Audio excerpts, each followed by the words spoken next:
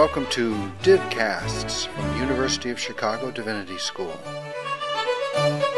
For more of our podcasts and information about our terms of use, please see our website, divinity.uchicago.edu/podcasts.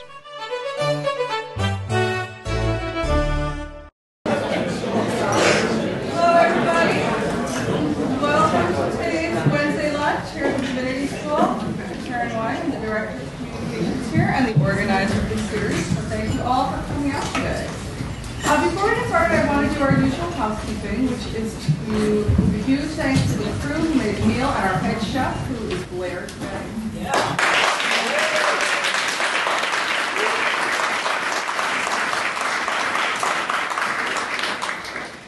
We do ask that you clean up after yourselves, so as we get up and leave, if you could put any trash into the trash and your leftover food into the compost. And we have a yellow soapy mat back there for your silverware. All those things help us in our lives. Are there any community announcements today?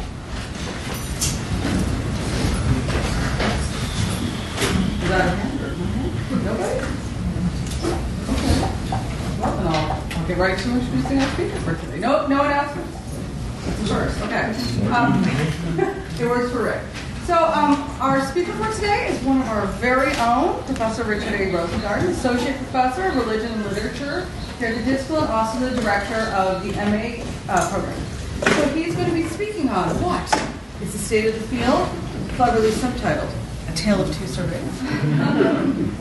Focusing on the state of the field of religious studies in regards to the American Academy of Arts and Sciences 2013 report on the state of the humanities, and in comparison with the 1998 survey as well.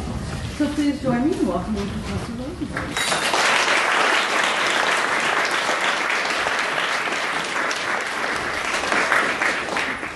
Well, thanks, Taryn, and thanks to all of you for being here today.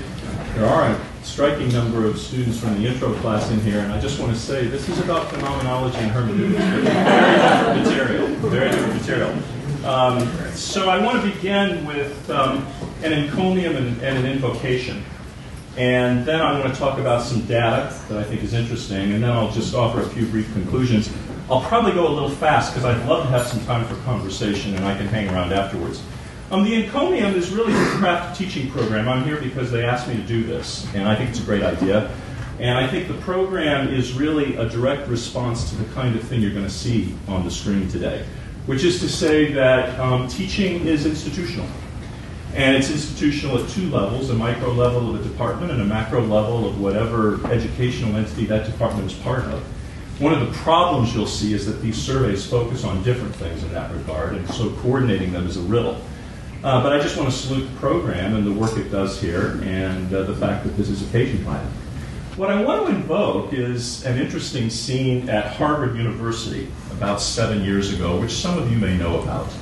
Harvard was reviewing its undergraduate curriculum, and a committee headed by the estimable literary critic Louis Menon presented a proposal to the faculty of Harvard University that the undergraduate curriculum in Harvard should require coursework in religion. At the faculty meeting to discuss that proposal, Steven Pinker, the renowned social scientist, indicated that he thought no curriculum at Harvard should include a topic that involved chimeric claims and had done so much harm in the world. Now, the interesting thing about it to me is not that Pinker said that. The interesting thing is that nobody responded, and he won the day. Quite stunning if you think about it. Subsequently, there are responses, and this is a coda to it that I'd also like you to have in mind. One of the most interesting, in many ways I think the best, is written by our alumna Amy Hollywood, who teaches at Harvard, and is in the PMLA, the Publication of Modern Language Association. And the really fascinating thing about it from my point of view is that Professor Hollywood, who is deeply indebted to postmodern theory, takes recourse to Paul Tillich to defend the study of religion in the undergraduate curriculum. Very interesting thing. I don't say that as a criticism at all. I think it's a great piece, but it gives you a sense of the dynamics that are at play here. And I'm going to come back to this at the end. But now we're going to talk about some data for a while. So we've got two surveys here. One was done in 1998 to 2001 by the American Academy of Religion. It was a survey of religion and theology programs in North America. They sent out 1,100 surveys to undergraduate and graduate institution, they got 897 responses, which is really quite stunning. Social scientists can't believe it. And it was, well, and I'm just telling you, I mean, I'm not a social scientist, but I was with a bunch of social scientists who were like, are you sure? And they are. They've got the numbers there. So there are problems with this data, which we'll talk about, but it is an overwhelming amount of information. And it's on their website, and you should all go take a look at it. It's also messy. And messy in its presentation as well, and I've cleaned it up a little bit today for our purposes. I've not distorted the numbers at all, but there we are. And you'll see this wonderful claim: the data that we have collected and analyzed will serve as the foundation of our continuing efforts to ensure that local and national leaders have the information they need to, 1, assess the state of the field, 2, analyze established patterns and emerging trends, and 3, secure the future of the field through strategic decision-making based on accurate, comprehensive, and reliable information. This is called, we have to talk metrics now, friends, right? That's what this is about, and the AAR knew it, and there's the source of the survey data. It's a little hard to get to it if you're not a member of the AAR. You can't, but you should check it out sometime. Okay. Now, responding institutions. Who responded? Now, this is the way they organized the survey, and this is the way they sorted it out. Public institutions, private institutions, Catholic institutions, Protestant institutions. Freestanding. Well, you laugh, but look at these numbers. 97 Catholic institutions and 166 Protestant institutions. You underestimate the degree to which schools identify themselves that way at your peril. There are a lot of schools that do that, and some of them will hire you. So you want to seriously pay attention to that. That's important, all right? By the way, this is not the sorting that the American Academy of Arts and Sciences survey does at all, which is very interesting, okay? But you can see here we have freestanding, combined, these are the kinds of departments. A freestanding department means they have a department of religion, department of theology, whatever they call it, it's its own entity. Combined means that they mix with someone else. They have bad data on that, I'm sorry. The main one appears to be religion and philosophy, but there are clearly others. What they mean by decentered is it's something like a committee that aggregates people from other departments and makes a religion program out of it. And then we have the wonderful Hume Social Science program, which is where some other department in humanities or social sciences has a religion division or center or committee or something like that. So that's what we've got. And the numbers are quite impressive, right? Look at those Protestant numbers. We're going to talk about those Protestant numbers in terms of gender in just a minute. Now, majors in these reporting departments. Just look at this. So, let's see here. Well, I'll make this work. So we have means and we have medians of majors, and we have total numbers. 24, this is very important to the surveyors, 24,000 majors in 1996-97, and 31,000 in 1998 and 2000. The study of religion is taking off in these years, and one of the things the survey tries to tell us is it's growing. Okay, different story in 2013. All right, who is teaching in these departments? I was very interested in this. Tenured men, tenured women, tenured track men, and tenured track women. Look, yeah, there you go, friends. Look at the distribution of gender everywhere. My gosh, you know, the study of religion is a lot more men than women, on the order of 2 or 3 to 1, very consistently. It's most dramatic with our friends in the Reformed world. Mr. Sun just had a heart attack over here. But you know, that's the data they've got. And this is what's great about this data, okay, is that so many schools respond. All right? Very interesting, okay? Now, well, you guys, this is good. I'm not going to have to exegete all these. I like this. Now, second set of people, very important, long-term contract men and long-term contract women. If anyone can tell me what the hell long-term means, I'd like you to raise your hand right now. I have no idea what that means. Long-term contract. They do not define it. I can't believe that all the schools that responded said, we have long-term contract faculty. I think they made it up to aggregate something, but they're not saying, and I don't know who it is. You'll note that the numbers come a little bit closer, except for with the Protestants. But we also have part-timers as well. And the whole issue of who is teaching religion, and how many of the people who are teaching religion are tenure-track faculty, very important thing. There's a lot of teaching of religion that goes on that is not done by tenure-track faculty. Okay. Now, courses taught. Now, this is my favorite slide in the whole thing, and I couldn't put the darn thing on one slide. There are 31 categories here. Look at this. This is the 1998 survey. If you do Bible, boy, are there jobs. Right? No. Wrong. there are courses in Bible. The Bible is the center of gravity in the study of religion. You'll see in a second. But you also will notice how much Christianity there is. All the beloved topics that we have, things like Hinduism, Confucianism, Jainism, etc. They're all down lower on this thing in the 1%, 2% area. Social science is way down there. Arts, literature, and religion is just below the cut here, so it's a little higher. That's because of elective classes. But my gosh, look at this. This is very interesting in terms of what's being taught. A lot of Christianity is being taught, right? A lot of it. Now, we can disaggregate it in the following way. There were 30 courses listed. Just under 30% of the courses call themselves Bible or Bible-related.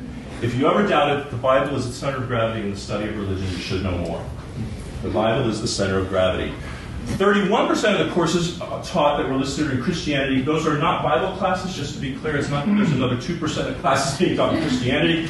It is that in the aggregate, yes, 61% of the total, folks, classes in Christianity. Okay? 39% other traditions. And then finally, 13.5% of what I would call, but it's not a category, they use courses in history of religions. Hinduism, Buddhism, Islam is 2.4%, Judaism is 1.8%. But other traditions than the monotheistic traditions represent about 13.5%. The others aggregate out very small numbers that are very hard to generalize about, but very interesting. Okay, so the AAR survey was really done to make a kind of argument for the study of religion in the academy. And it was done at a point when the American Academy of Religion had aspirations to become a professional society like the American Council of Learned Societies or something like that. This is the period when the AAR initiated its separation from the Society of Biblical Literature. It tried to isolate itself as the professional organization for the study of religion. The fact that they re-affiliated with the SBL and that hasn't happened would suggest that that failed. But what we have is a real treasure trove of information. 897 departments out of 1,100. And very interesting. Okay. Now, the other group we're going to talk about is the American Academy of Arts and Sciences. The American Academy of Arts and Sciences sponsored this survey. It was conducted by 3 researchers at the American Institute of Physics. And I chased around a little bit and found out that they do a lot of statistical analysis there. And they say this is to fill critical gaps in our knowledge about the state of the humanities in higher education, specifically about the number of faculty and students in the field and the role of humanities department in their institutions and society. Okay? So religion is one of the fields of the humanities on this understanding. Here are the others. You can just see communications down at the bottom as part of the humanities. Art history, English, languages and literatures not in English, history, history of science, linguistics, religion, folklore, musicology, classics, philosophy, and communications are the fields that were surveyed as constituting the humanities here. They don't say that that's everything that's in the humanities, but that's what they surveyed, and these are the major figures. If you look through this, the interesting thing about religion, and I want to say these surveys, their survey works in 2 ways. There's some general comparisons, which I'm going to do with religion and the aggregate data for all these departments, and then there's specific detailed slides about religion. So I'm going to go through all those with you. But as we can see here, English is enormous. So are languages and literatures and history.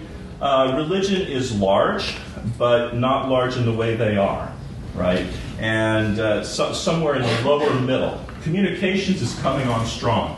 You'll see a little later, there's a slide prognosticating communications, and it's like going to double in size. And it's regarded as part of the humanities. So this is the lay of the land here. Numbers of departments, numbers of faculty, and average number per department, given as a median. Okay, so there we are. Distribution by tenure status. Very interesting. This is the first of the slides where I just compare religion with the aggregate data.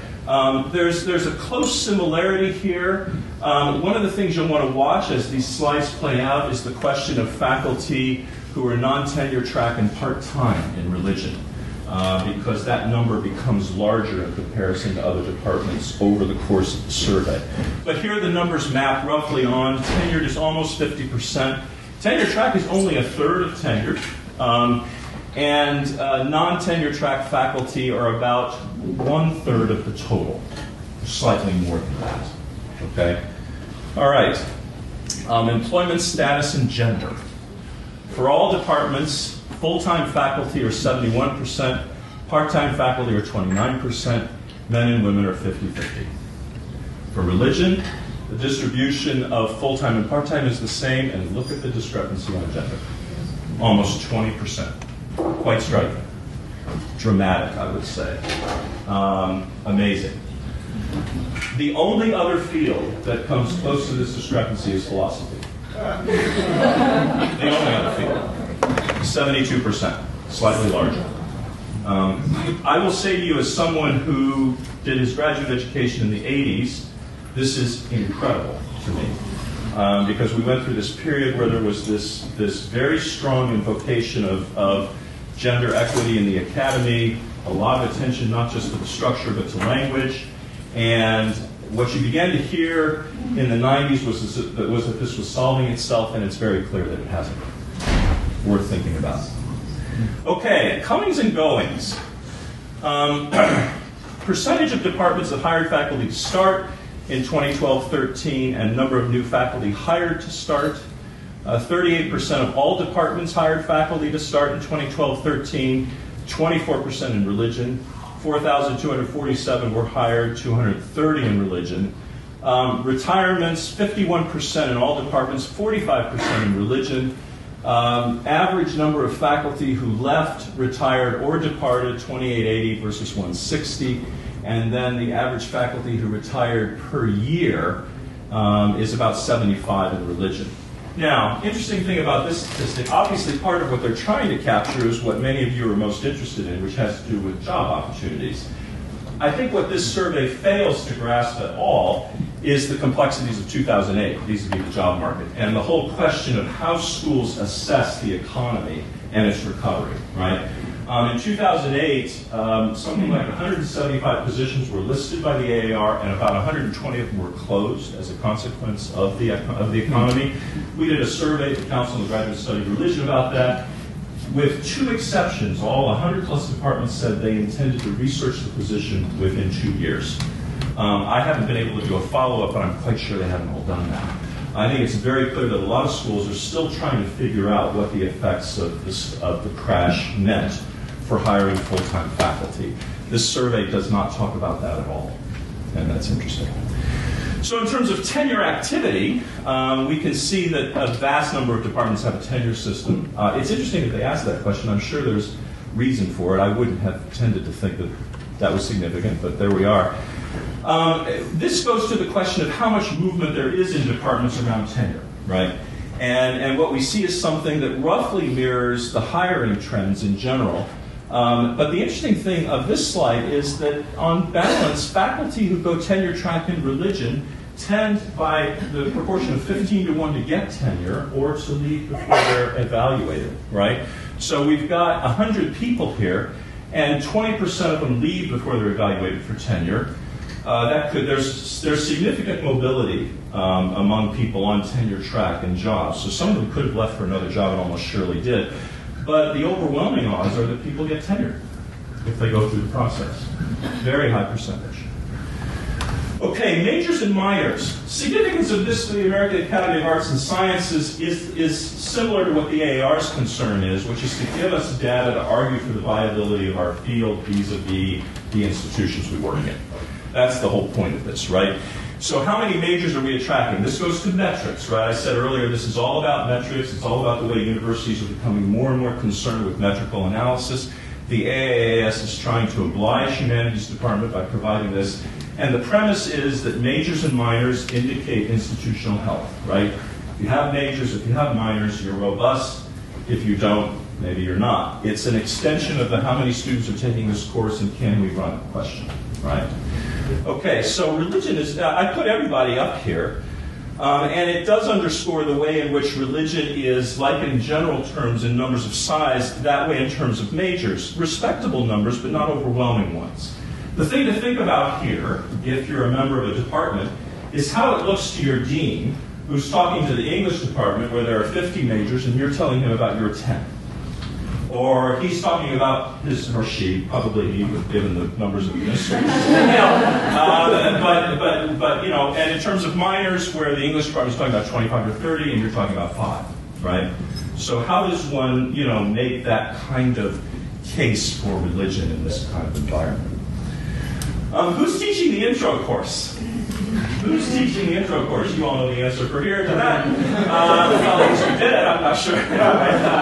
So who's teaching the intro course? This is interesting. Tenured or tenure-track faculty in all departments, 56%, and in religion, 57%. Who are the 43% who are introducing students to religion in these departments? They don't tell us. Interesting question.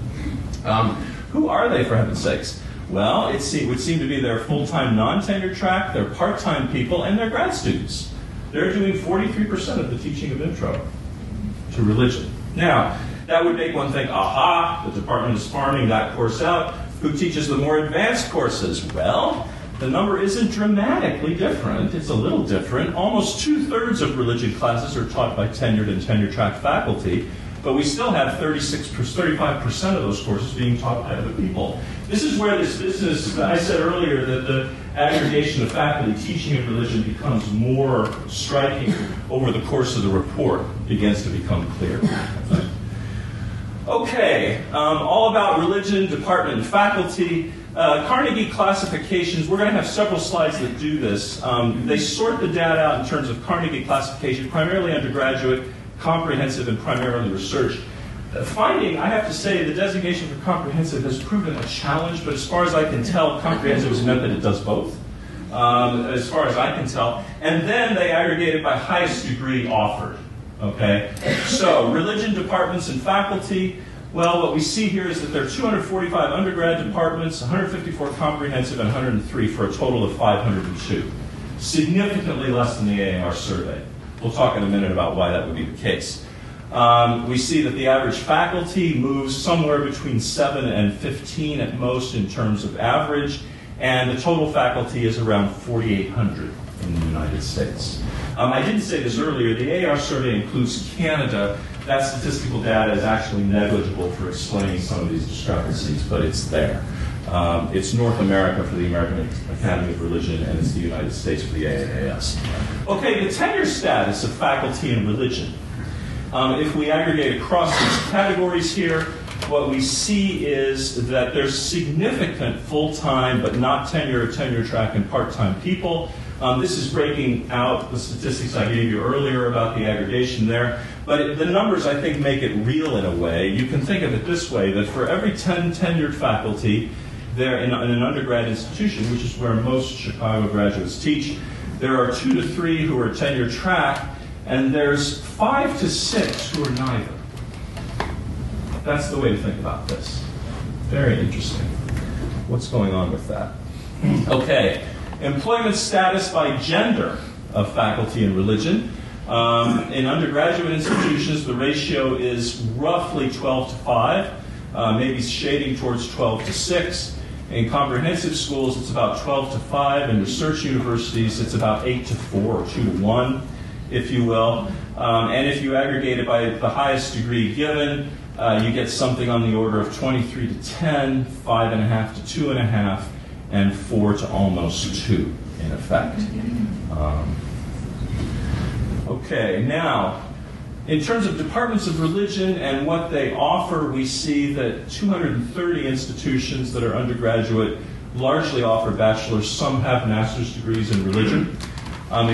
This is pretty predictable numbers, but I put them up there to underscore the degree to which primarily research institutions like ours are smaller. And what this underscores for us is something that should now be obvious to you, but which is important as you think about these things, which is to say we are a rare bird. And you can't simply take your bearings about what's going on by looking at us, right? Now, there's a complicated dynamic here. I want to say a little bit about this. On the one hand, it seems to me certainly an institution like ours needs to pay close attention to what's going on in the field. But we also shouldn't think that what goes on here simply should mirror what exists in the field. The question is, to what degree do we shape and direct, and to what degree are we responsive? But for you people who are thinking about jobs, knowing that this kind of thing is going on and knowing that these kinds of dynamics are in play, it seems to me extremely important. Okay, so bachelor degrees awarded. Interesting. The total here is about 5,000 in religion. And it is spread out in such a way that the vast majority are given at undergraduate institutions, but there's significant activity in the study of religion at the undergraduate level at comprehensive and research universities. I am of the opinion that this will continue, in the sense that as more and more liberal arts and undergraduate schools, and there are many that are already doing this, as some of you know, emphasize more and more the practical dimensions of education. I think more and more students are going to major in things like communications and move away from things like religion. I think the future of the undergraduate study of religion, based on this data, is probably as much at institutions like what Carnegie calls comprehensive and primarily research as it is at classic liberal arts colleges. In the aggregate, I don't think the Williamses of the world are not going to teach religion anymore.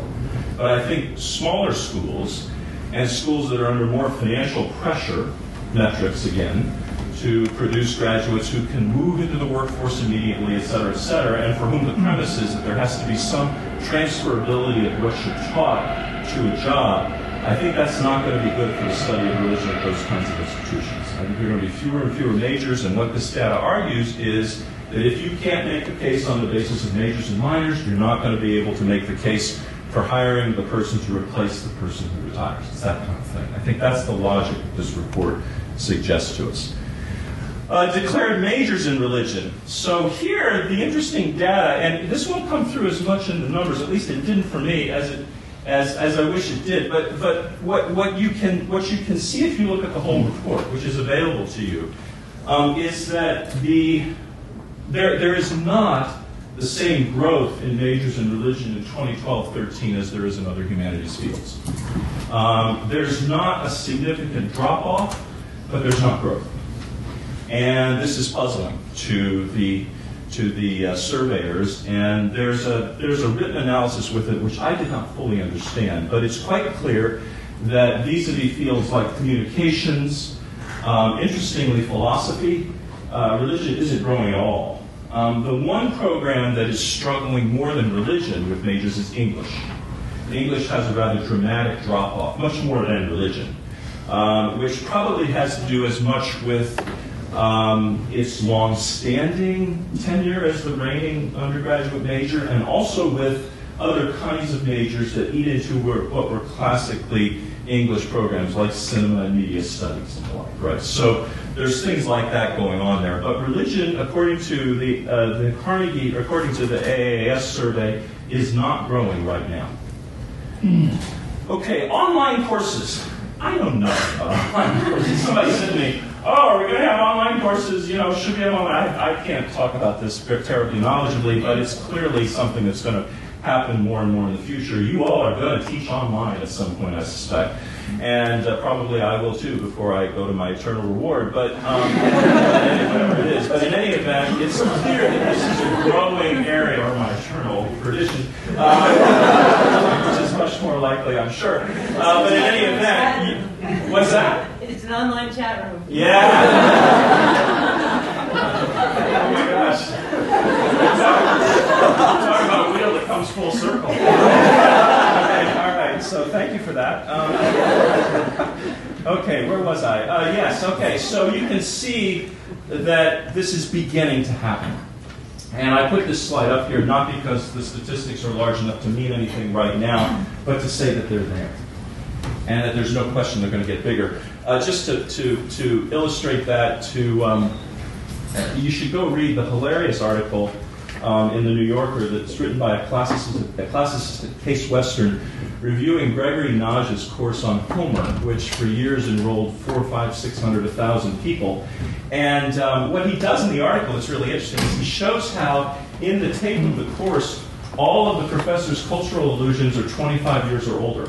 So he refers to the Bee Gees and things like that, because it's online as your course on Homer, in effect. And one of the things he talks about is the issue of cultural translatability, right?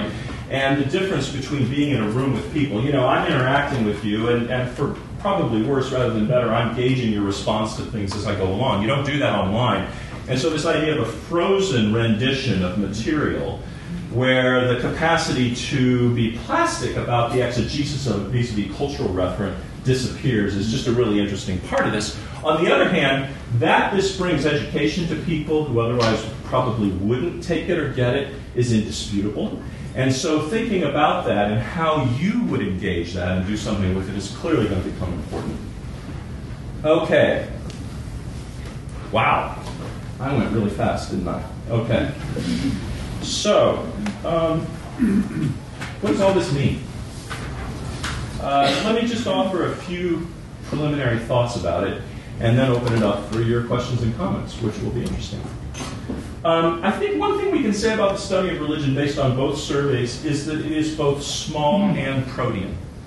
And what I mean by that, it is far from one of the largest programs, but it has a very wide variety of expressions in a very wide variety of institutions and a kind of proliferation of elements. And that is, in its own way, a sign of health and distinction vis-a-vis other smaller departments, arguably vis-a-vis some larger departments, and a possible mark of distinction. That's to say that if one talks about an English department or a history department, one can't imagine a set of indexes or indices that would characterize that department. And one wouldn't assume that all departments have all things, but one would assume that a history department would do certain things.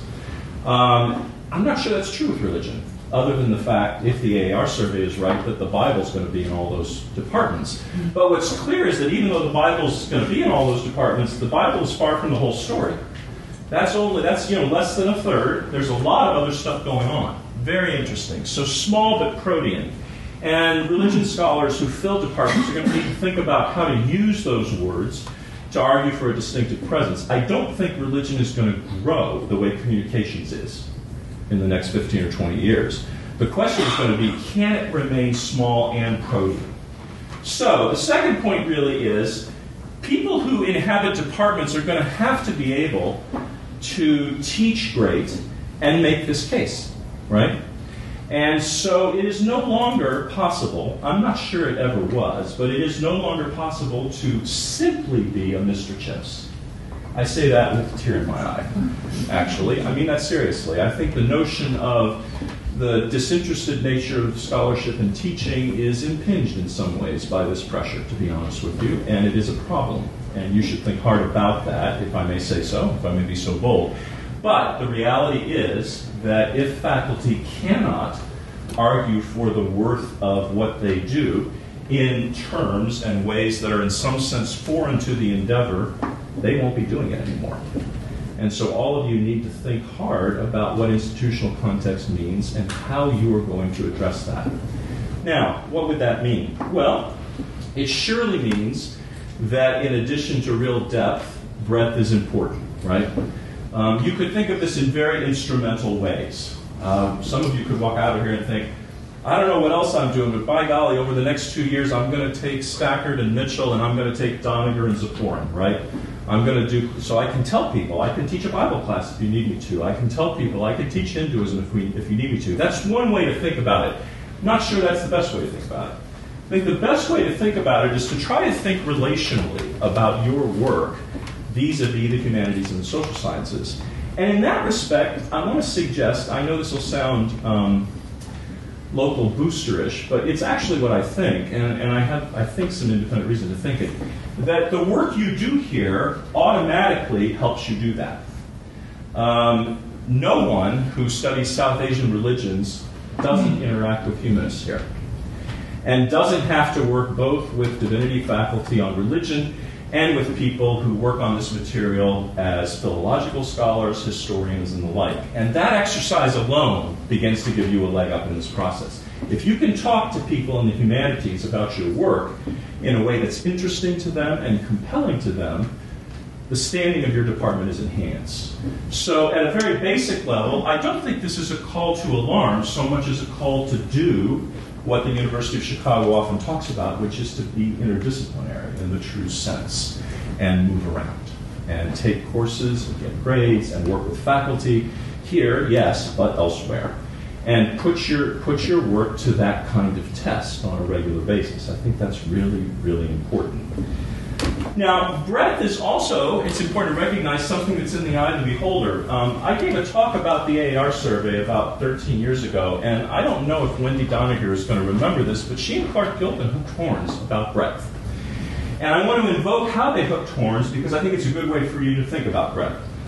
I did this presentation just on the AAR stuff, and people in the room were like, oh my God, all that Christianity. It was great. Yes, all that Christianity. Pay attention. But in any event, we got into the Q&A, and we talked about what breadth would mean. And Professor Gilpin basically said, you know, there's enormous breadth in America. And to the degree that you can transform this kind of enterprise to recognize that, you're doing the work. And Professor Doniger said, no, there's tremendous breadth in the world. And the American lens frames this in a way that is inevitably restrictive. I don't want to take a side in that debate. As a practical matter, I don't. Because what I want to say to you is it's much less important that you agree with one or the other and much more important that you decide for yourself. And that you think hard about how you're going to argue for the breadth of what you do. That just seems to me to be unquestionably important.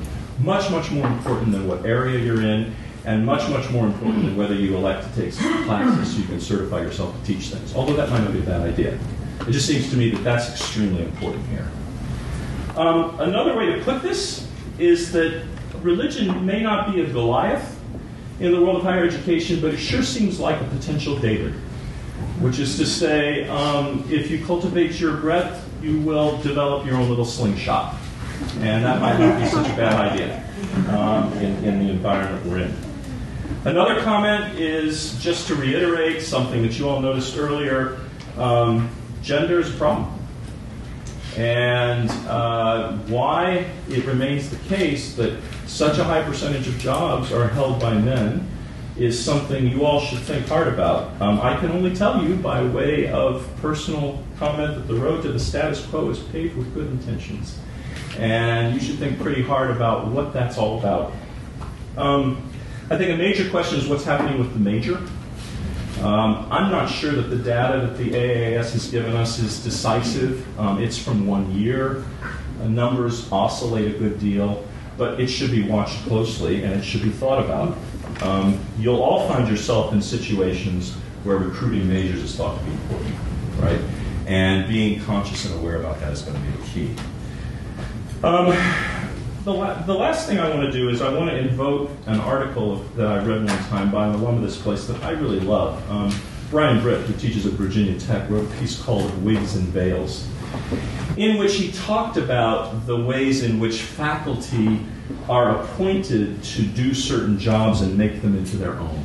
And he created the image of teaching undercover, as it were, that one goes into an institution as the professor of X and becomes the professor of Y. I think if Professor Britt were going to rewrite that article today, he would have to reckon with an environment in which the Mr. Chips line, or its subversive postmodern version, a la Professor Britt, is under a certain kind of duress. Is it possible to have a wig or a veil anymore? You guys are going to find out, and I hope you will write about it. Anyway, that's what I have to say, and I'd love to take some questions or comments from anybody. The floor is open.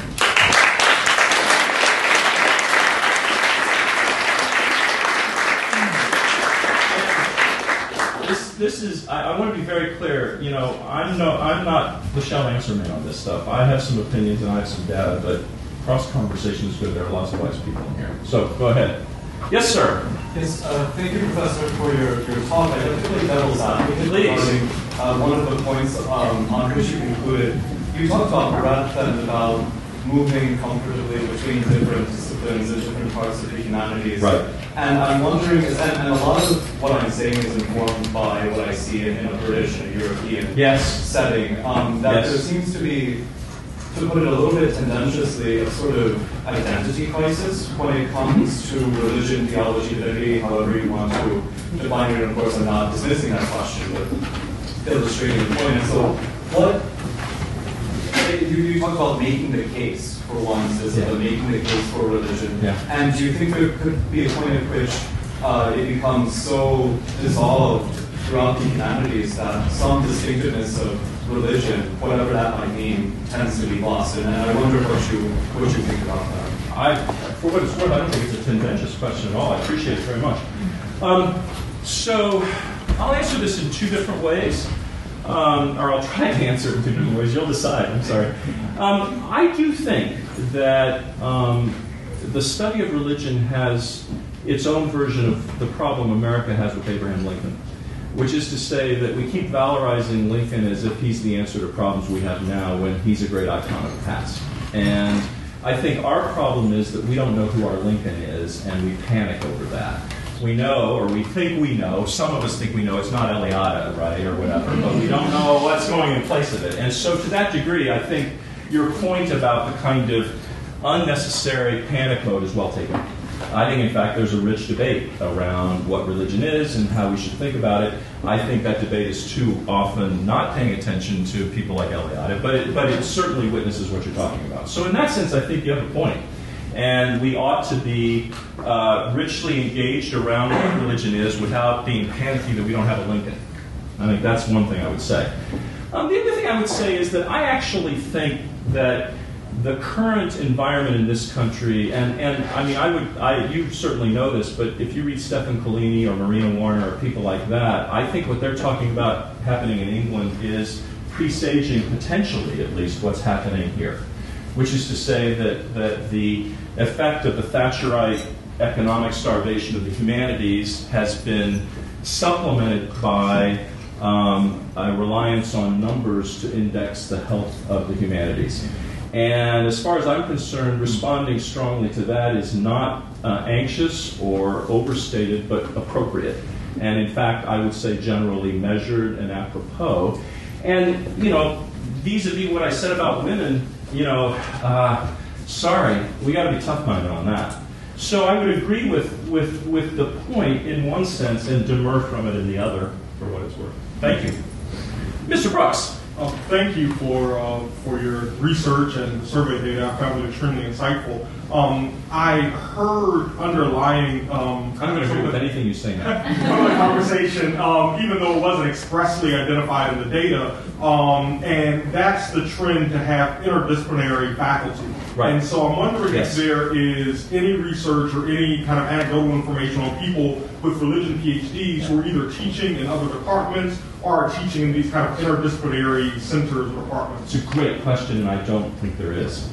I didn't follow up on this as much as I promised at the beginning, so I'm grateful for the question.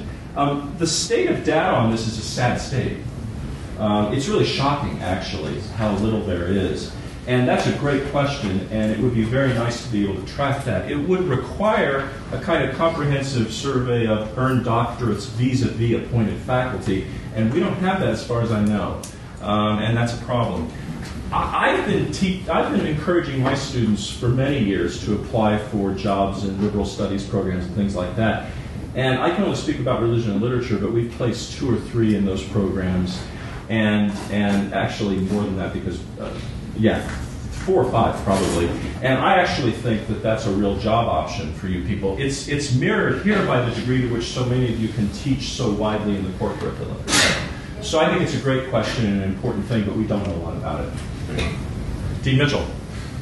2 questions of different types. The first being the AAR data is dated. 15 years old. Right. So will you be willing to speculate a little bit about trending, since there is not yet a current one, but whether, for example, the percentage of courses that are concentrated in Bible or Christianity or other things, and so that's one piece. Sure. And also whether the the things that were done by the Council of Graduate Study on Religion in some way fill in that gap between there and now. And then my second is about the double major. And whether, in fact, the double major shouldn't be both tracked and all the more encouraged. That is, that the goal isn't just isolate religion majors, but rather to have them as kind of capillaries among and between disciplines. And then last of all, in a student population where they're pretty used to trying, when they get into college, to show that they can play the flute while riding a unicycle, which means that they do something different. Does the religion major still have that cachet of, oh, cool, physics plus religion? Great questions. I may need to help you be sure that I track all three of them. Haha, there weren't two, there were three. In terms of the first question, the answer is yes and no. What the dean's referring to is that since 1995, we've done about 10 or 12 surveys of employers, asking them who they hired, how many applications they got, et cetera, et cetera. And I didn't share that data with you today because I thought I didn't have time, but given the helter-skelter pace and your quickness with the numbers, I probably did. What that has taught us about this is two things. One is that there certainly seems to be some adjustment in terms of courses on Christianity. No question, not on Bible.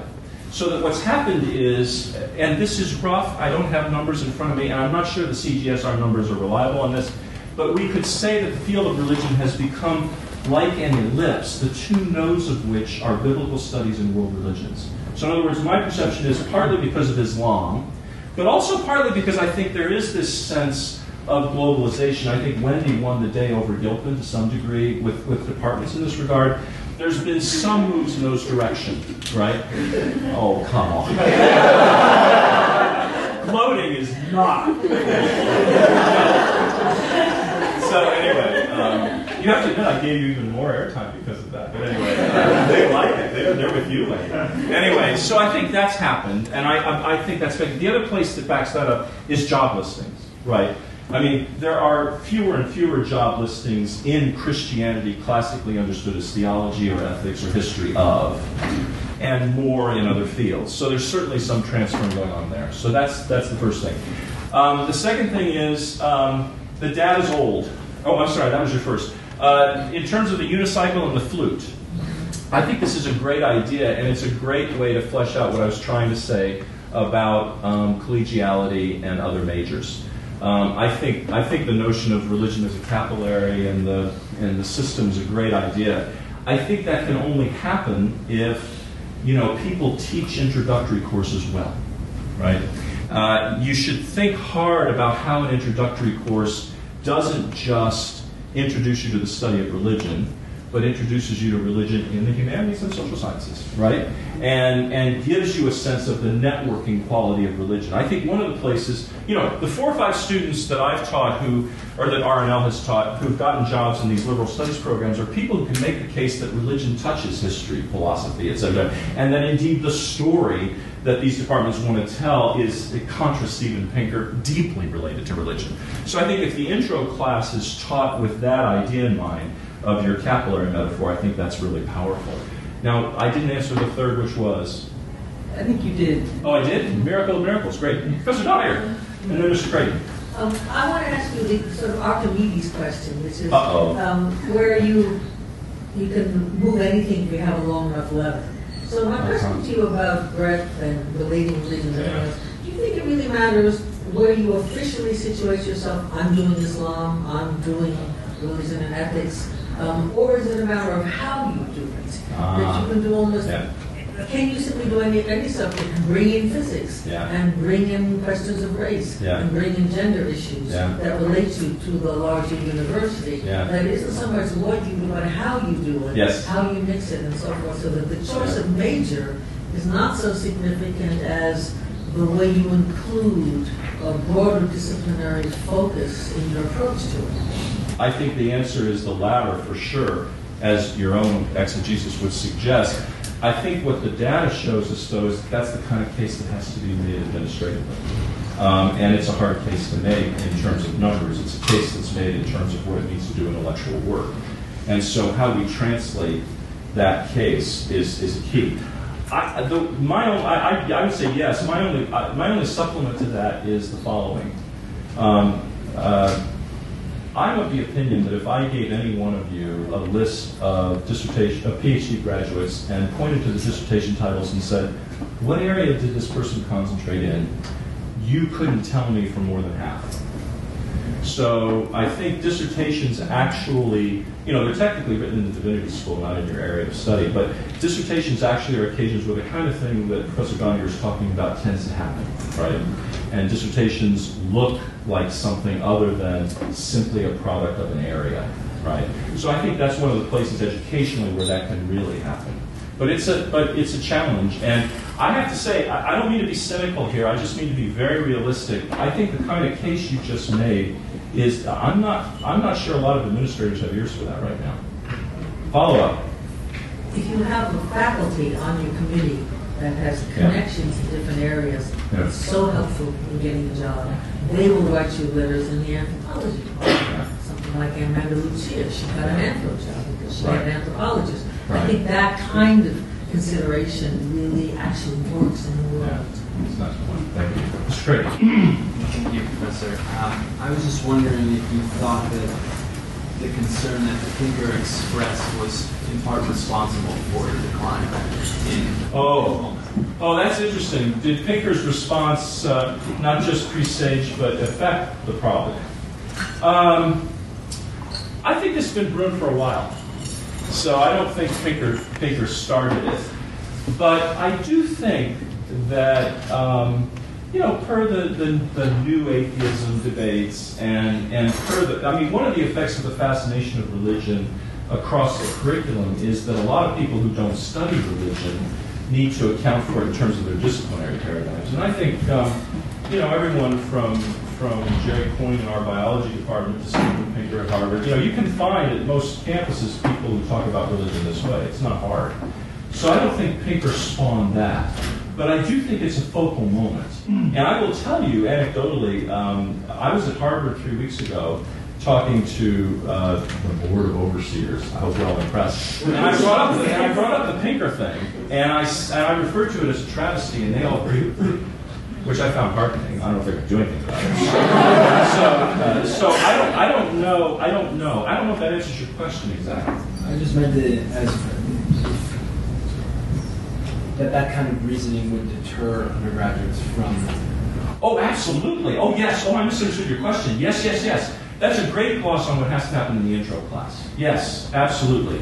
That the Pinker rhetoric is rhetoric that people who can write a unicycle and blow a flute at the same time would listen to is absolutely right. No, I think that's right. And so, this is pretty interesting. This is why Hollywood's move to Tillich is really interesting, because I think Tillich, in his day, had a great way of giving the antidote to Pinker, right? Yeah. I don't think it works for us today. If you say ultimate concern, people say, well, maybe. And I get the problem. But yeah, I think the social scientists have a dismissive, reductive take sometimes on religion that gets purchased. And the intro course has to be the place where that gets addressed. Thank you. I understood your question. Yes, Ms. Wallman, how are you? Okay, thank you. This is most enlightening. I hope that's good. Mostly. But I'm curious as to your thoughts, especially in an institution like Chicago. Uh-huh. And I know that we're a rare bird. Yes.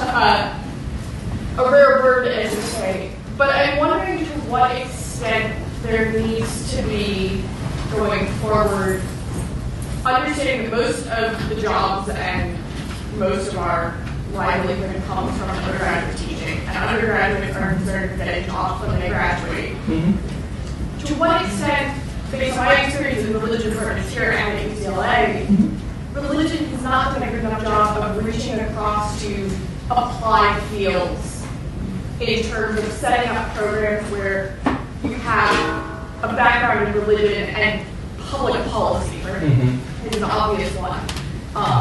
That says I can walk out and I can hand my resume to an employer and they understand why they should hire me and not just think, oh, isn't that cool that I can ride a unicycle locally? Right. Okay, good question. A couple things about that. My experience of what people tell me about the job market these days is that it's very rare for someone to get what you can do for them axiomatically based on how you're trained. That no matter how you are trained and no matter how many degrees you have to explain that to them. But that's not really the brunt of your question, but I want to name that because I think it's just important to say that the hiring market in general is just not one where your degrees translate straightforwardly usually. Yeah, I think we should think about that. We do have dual degrees with public policy and SSA through the MDiv and the MA programs. And what we don't have as much of, which is, I think, an index of your question, is PhD students who work in those fields. And I think that's a point well taken. On the other hand, I would would want to hold out for some dimension of the Mr. Chips approach to this, or Ms. Chips, that's better in this respect, which is to say that my experience of people on the job market in religion is that for Professor Goniger, it's much less important that you choose strategically what you study, and more important that you study what you love. Because what you're really going to be translating is your love of learning and your care for the material and why it matters. Should that lead more people who do that towards law, business, public policy, SSA? Probably. But it does lead those people to do philology and history and multiple fields of study, and time is short. So I think it's a tension and a good one. And I think the point is well taken. But it's tough, to figure that out. I mean, the other thing I would say, booster moment, but forgive me, it's just true. If you look at what you have to do a PhD here, it is significant vis-a-vis other PhD programs. And one of the things students on the market do not do well enough is have confidence in that. And I find our students continually underselling what they can do. And if I could wave a wand and change one thing, I would lift up some of the epistemic humility on that score that I think our students have and say, let the light shine a little harder. But anyway, Mr. Stacker, Professor Stacker. Thank you. I want to ask about interdisciplinarity and the way that you talked about it as a positive sort of marketable trait in the job market. Yeah. And ask about its potential impact in the other direction. That is, we talk a lot about who gets hired in religion departments. And I wonder if there's information, or if you can just reflect on, if I look at our faculty, we have a lot of people on our faculty who weren't trained in religion departments. People who come from anthropology or history or Near Eastern studies or these other places. And what kind of impact does the emphasis on interdisciplinarity have on the opportunities for students going into the job market? On the one hand, a student might be marketable for an anthropology job. On the other hand, are we encouraging departments not to hire people trained in religion departments because of our focus on interdisciplinarity? Oh, I see, yeah. Well, I wish there were good data on this. It's a great question. Thank you. I don't know good data on this. I do think that one of the places where we see people who are not trained in religion getting jobs in undergraduate departments is in social sciences. If you look at the listings and all, that's a place where we see it definitely. I take the thrust of the question in part to be, are we eroding the center in the name of interdisciplinarity? And I think that's a really good question. The best answer I have to that is that if I have underemphasized how important depth is in this, I would want to amend that. I think you got to know your field cold. I think there's no replacement for that, and if you have that, I think you're on the way. I also think that a place where we could do better here is this, but this is an opinion. Is in terms of, interestingly enough, systematic training in theory and method. I think we have a tendency right now to think that if you do theory and method, you're in HR. And I think theory and method is something you do across the curriculum. I think it's there in the curriculum, but I think students underestimate the degree to which it is. I mean, I don't know, but you can't, as far as I can tell, be a biblical scholar without having read in sophisticated ways in historiography, right? And it seems to me that you're very close to methodology when you do that. So maybe partly it's a matter of lifting it up. In terms of the traffic that I know about is the traffic among assistant professors trying to move up to better institutions. But that seems to be within religion. I can't tell that that's based on disciplinary stuff. But it would be great to have better data on that. Thank you. Yes, Mr. Juan, how are you? I'm good, how are you? I'm great, thanks. I don't know if you will be able to answer this question as you're a man.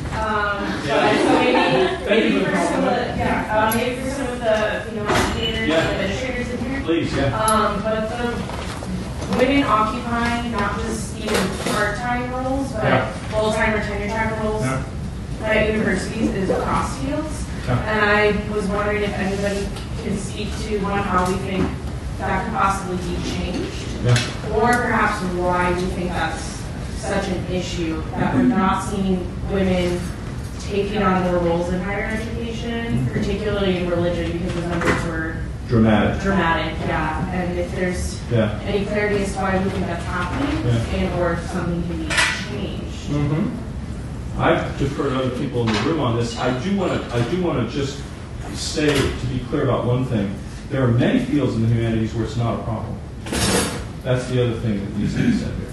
But your opening comment is totally correct. So, I mean, I don't know if anybody else wants to speak to that. Well, maybe just a couple things. I think we don't have data here in terms of the gender breakdown in part-time employment.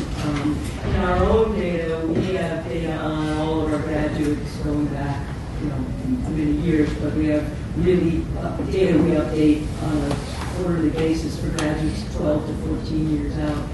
And I could go back and crunch those numbers, but I don't think it's significantly different between men and women as to who is in part-time employment. Though part-time means different things, and the choice or non-choice to do part-time is different because sometimes they want to live in Maine and there's only one or whatever. That said, it's a very fair question that needs to be looked at. It was interesting for me. I was on the Women's Leadership Council of the university. It was founded by Thomas Rosengarten and Provost, and we in the humanistic disciplines and social sciences and others, the data that we asked for and that was generated and that we analyzed did not make a distinction between women and men, either on full part-time or also on tenurability. But where on this campus it's a crucial issue is in the medical center, because they make a distinction at a certain point between professorial and clinical faculty. And it's at that point that there's a significant gender distinction of women being on clinical faculty. So that's what popped in my mind right away when you said that. But I don't want, by that example, to say it's not an issue in the humanities. I think it's an issue for men and for women, and to the degree that, though this is not so clear, data needs to be seen on it. But to the degree that perhaps due to child raising, childbearing, and due to inequitable maternity vis-a-vis paternity or non-existent family leave policies, that more of a burden falls on women. My hunch is that is definitely the case. But how much and what the data, I don't have data fully to back that up. I think that there have been changes in the culture, both in terms of the child rearing in this country, especially in the academic world, but it's unevenly instantiated also in different kinds of institutions. So I think like the top liberal arts colleges in this country, I think, are extremely sensitive to issues of families and have, I think, although you check it out through the job market, but I think overwhelmingly Research One and liberal arts colleges are very much aware that this is a crucial issue and that they have to have clear answers for how one could get from here to there in terms of incursions toward a tenured position. But we have to keep our eye very carefully on it, and it's a salient point, and I share your hunch, but I'd like to know more. I can give you one piece of data that I think is relevant to this. The Council on Graduate Study of Religion is 38 or 9 PhD granting programs in this country, and it's existed for 70 years to share data about what's now called best practices. And one of the things that's quite striking in their reports on gender of PhD enrollment is that if you were to lay those institutions on a list in terms of relative reputation, the farther down the list you go, the more the enrollment skews dramatically towards the male. So the proliferation of PhD programs has created an environment in which the PhD graduating population is skewed. That's not absolute, because some of the top institutions struggle with this too, but the general move there is unmistakable. And where we see it here is, when our students apply to the PhD program, the outside applications are 80% men, right? So so as the academy has gotten larger, I think we've underestimated the degree to which that creates a challenge in terms of gender distribution. So that would be another thing to think about. It's 1:30. Does that mean we have to stop? Okay. Well, I want to thank you. This was great fun.